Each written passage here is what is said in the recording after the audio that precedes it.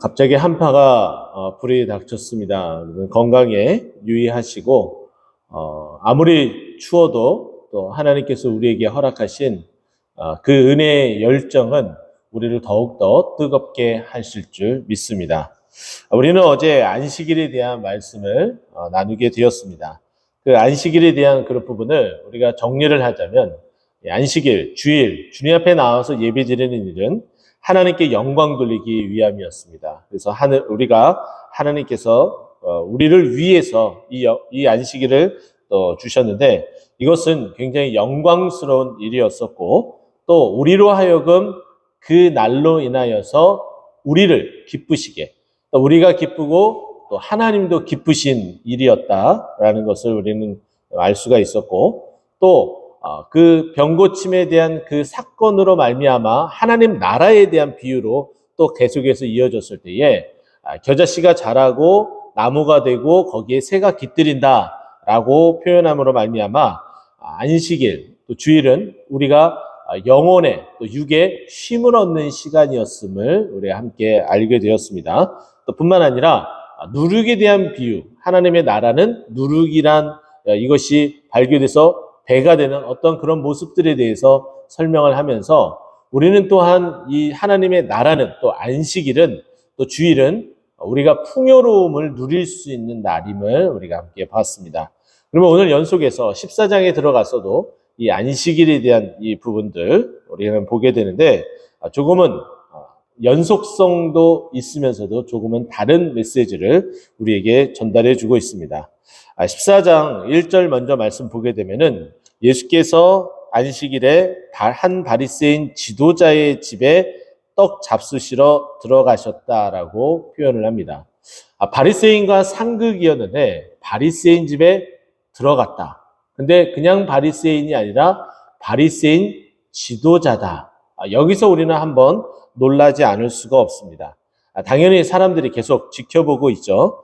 그래서 1절 마지막에 보면은 그들이 엿보고 있더라 라고 되어져 있어요. 일거수일투족을 다 꼼꼼히 체크하고 있었던 바리새인들, 또 그 중에서도 우리가 주일날 말씀을 봤던 것처럼 예수님과 대화를 나누고 거듭남이 무엇인지 알게 되었던 니고데모의 그 변화된 모습, 예수님을 변호했었던 모습, 단지 니고데모 한 사람만의 일이 아니었음을 우리는 13장 마지막 부분을 통해서 또 알 수가 있는데요. 지금 이제 헤롯이 예수님을 죽이려고 하는 그 일들이 있었음을 13장 31절 말씀 보면은 그것에 대해서 이야기하고 예수님을 피신할 것을 말해주는 한 바리새인이 있습니다. 제가 읽어드리면 이렇습니다. 곧 그때에 어떤 바리새인들이 나와서 이르되 나가서 여기를 떠나소서 헤롯이 당신을 죽이고자 하나이다. 이럴 정도로 바리새인들 중에서도 동요가 있었다는 거죠. 그러면 또 한 가지 우리는 알 수 있는 것은 한 바리새인 지도자의 집에 들어갔다. 그리고 거기서 떡을 잡수신다. 이것은 무엇이냐면은 이 바리새인 지도자도 변화된 바리새인 가운데에 한 사람의 가능성이 매우 농후하다는 거예요. 함께 식사를 나눈다, 떡을 나눈다는 것은 매우 큰 의미가 있기 때문이죠. 그래서 거기에 들어가셔서 떡을 잡수시러 들어가서 교제를 하는 데에 그것을 엿본다. 그러면 여기서 엿보는 이 바리새인들의 모습은 뭐냐면은 아직 이 변화된 모습 가운데에 들어가지 않는 바리새인들을 말하고 있습니다. 교회 안에서도 많은 분들이 있죠. 온전히 마음이, 믿음이 있어서 주님 앞에 나와 예배드리는 분들이 있는 반면에 그저 그냥 끌려오듯이 오셔서 이 자리에 앉아있는 분들도 있다는 거예요. 그래도 한 가지 감사한 것은 무엇이냐면은 로마서 10장 17절 말씀 보게 되면은 믿음은 들음에서 나며 들음은 그리스도의 말씀으로 말미암느니라 라고 이야기를 해줘요.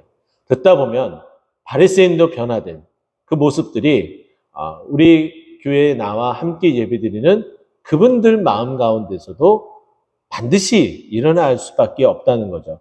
그것은 다른 어떤 이유가 아니라 하나님의 말씀은 좌우의 날선 어떤 검보다도 예리하여 그 영혼을, 그 사단에게 붙잡혀 있는 그 영혼을 찔러 쪼개기까지 하기 때문입니다. 여러분 믿으십니까?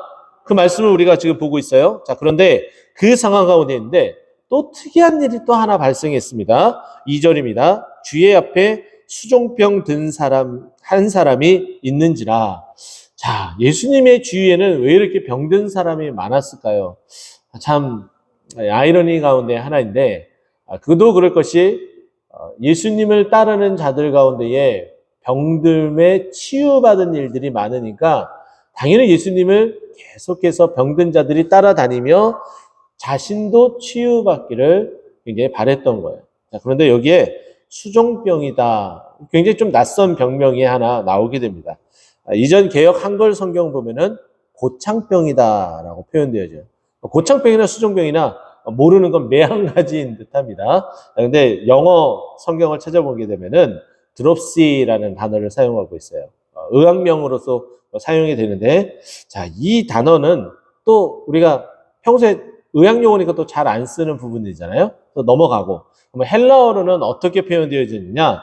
휘드로파코스라는 단어를 사용하고 있습니다. 이 단어를 조금만 이해하면은 이게 무슨 병인지 우리가 쉽게 알 수가 있어요. 휘드로파코스는, 휘드로는 물을 뜻하는 그 의미를 가지고 있어요. 그래서 이 수종병에 이 수라는 것이 물 숫자로 사용하고 있습니다. 찾아보면. 자, 우리는 여기서 힌트를 얻을 수 있는데, 이 드롭시라는 이 히드로파코스라는 이 질병, 이 수종병, 고창병은 여러분이 잘 알고 있는 신장, 콩팥 있죠? 거기에 이상이 생겨서 복부에 물이 차는 병이라는 거예요. 이제 모든 궁금증이 다 풀렸습니다. 자, 그러면 이 사람이 수종병인지 아닌지도 외관상으로 딱 보면은 알 수가 있을까요? 없을까요? 당연히 알 수가 있어요. 배가 이렇게 기이상적으로 볼록 튀어났기 때문에. 그러면 고통스러울까요? 고통스럽지 않을까요?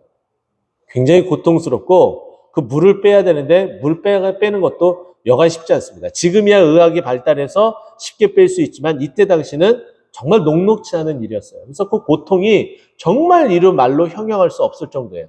그 사람이 몸을 낑낑대며 이끌면서 안식일에 이르기까지 예수님을 찾아서 쫓아와서 바리새인 집 앞에까지 들어온 거예요.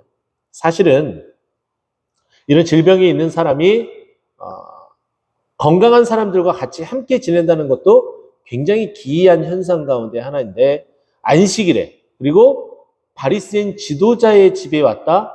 이건 더더군다나 이상한 일이에요. 이것이 인위적으로 만들었는지 아닌지는 우리는 알 수 없으나 우리는 한 가지 집중할 것은 이 수종병 든 자의 간절함은 분명히 여기 있다는 거예요. 안식일까지 찾아와서 자신이 병 고침을 받기를 원하는 이 내용들은 분명히 우리는 귀담아 봐야 된다는 거죠. 자, 보십시오. 자, 그런데 이제 3절에 예수님께서 이 병든 자를 치유하기 앞서서 13장에 있었던 그 내용과 굉장히 유사한 패턴으로 돌아가게 됩니다. 예수께서 대답하여 율법교사들과 바리새인들에게 이르되 안식일에 병 고쳐주는 것이 합당하냐 아니하냐. 예수님이 갑자기 불현듯 질문을 던집니다. 자, 이 질문 왜 던졌을까요? 이미 13장에서 안식일에 병 고친, 귀신 들려서 병 고친 이 일들로 인해서 바리새인들이 탐탁치 않게 여겼죠. 또 회당장이 그것을 굉장히 날카롭게 여기면서 마음이 불편한 기색을 그대로 드러냈습니다. 그러니까 이 상황에서 예수님이 다 말씀하시고 이 13장에 있었던 사건을 통해서 이해하고 수용을 어느 정도 했었던 자들, 그 자들에게 다시 한번 질문을 던지는 거예요. 질문을 던져봤자 당연히 예수님이 똑같은 논리로 나아가겠죠. 자, 그러니까 예수님이 이 질문을 던지니까 바리새인들이 어떻게 대답합니까? 율법교사들과 함께 4절 말씀 보십시오. 그들이 잠잠하거나. 네, 예수님께서 당연히 이미 비유를 들어서 말씀했었던 그 내용을 다 알고 있기 때문에 여기에 반론을 한다는 것은 자신들이 행하는 그 행위들, 안식일에 우물에 빠져 있었던 그 동물을 건지고 하는 그 행위들도 자신들이 행하고 있는데, 이것에 대해서 반론을 제기를 하게 된다면 자신들의 지금까지 해왔었던 모든 행위들에 대한 것을 잘못으로 인정하는 겁니다. 누구나 잘못을 인정하는 것은 그리 쉽지 않습니다. 아예 말을 안 하고 침묵을 하고 묵비권을 행사하는 게 어찌 보면은 당연한 듯 싶어요. 자, 그래서 여기 보면은 잠잠하거늘 이렇게 얘기를 합니다. 그러니까 예수님도 그들의 그 말을 안 하는 것은 그들이 지금 잘못 알고 있는 것, 인정한다. 잘못 말하고 잘못 행동하는 것을 인정한다라는 의미로 예수님 스스로도 받아들이셨습니다. 그래서 4절 보면은 예수께서 그 사람들을 데려다가 고쳐 보내셨다. 여기서 수지 맞은 사람은 누구예요? 수종병자예요. 그리고 또 정말 큰 은혜 받은 사람은 누구예요? 바리새인 지도자예요. 바리새인 지도자가 변화받게 되면은 은혜 받습니다. 또 병고침을 간절히 바라서 예수님을 따라다니는 사람들도 은혜를 받습니다. 근데 아무런 은혜도 아무런 기적도 맛보지 못한 사람은 태클 걸려고 하는 바리새인들이고, 그리고 아프고 힘들고 병들었음에도 불구하고 예수님께 나오지 않는 사람들이에요. 우리는 꼭 기억해야 됩니다. 여러분, 하나님의 은혜를 받고 기적을 받고 그 체험 가운데 살아가려면 그게 어떠한 신분 가운데 있을지라도 늘 주님 앞에 나와야 되는 거예요. 안식일에도 당연히 마찬가지입니다.